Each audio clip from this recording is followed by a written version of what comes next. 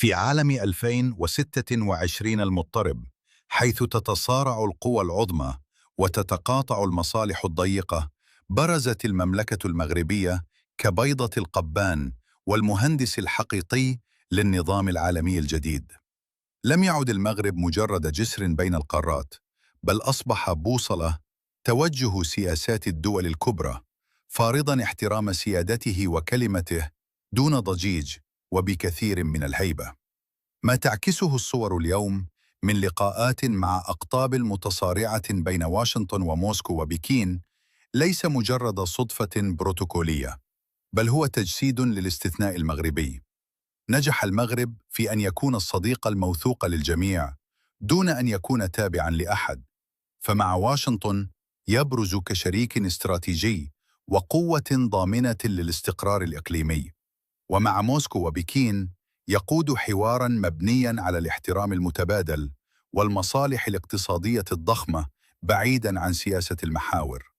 السر هنا هو أن المغرب لا يلعب بوجوه متعددة، بل بسيادة واحدة، والقوى العظمى تحترم المغرب لأنها تدرك أن بلفة الخلاف معه باهظة جداً، وأن الوثوق به هو الطريق الوحيد لتأمين مصالحها في إفريقيا والمتوسط.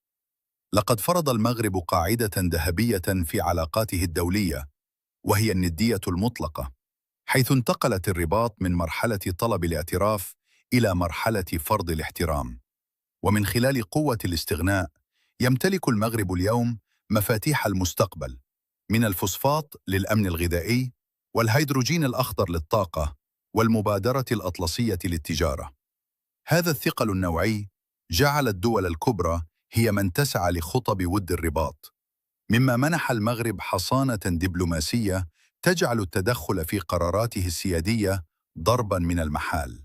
تعتمد القوة المغربية على عقيدة الصمت الاستراتيجي والضربات الاستباقية، وهي دبلوماسية الأفعال لا الأقوال.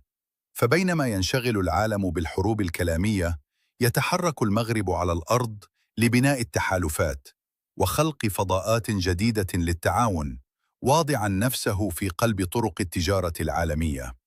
أصبحت الرباط جنيف الإفريقية المكان الذي تحل فيه أعقد الملفات، مما جعل العالم ينظر للمملكة كصمام أمان لا يمكن الاستغناء عنه. في 2026 يرسل المغرب رسالة واضحة لكل عواصم القرار: نحن لا نختار المعسكرات، نحن نصنع معسكرنا الخاص القائم على التنمية والسلام واحترام سيادة الدول.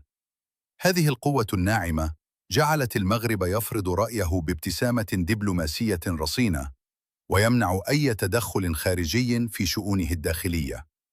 إن المغرب اليوم لا يطرق أبواب التاريخ، بل هو من يكتب فصوله الجديدة، مؤكداً للعالم أن القوة ليست في الصراخ، بل في الحكمة والموثوقية والقدرة على جعل الجميع يسير خلف الرؤية المغربية.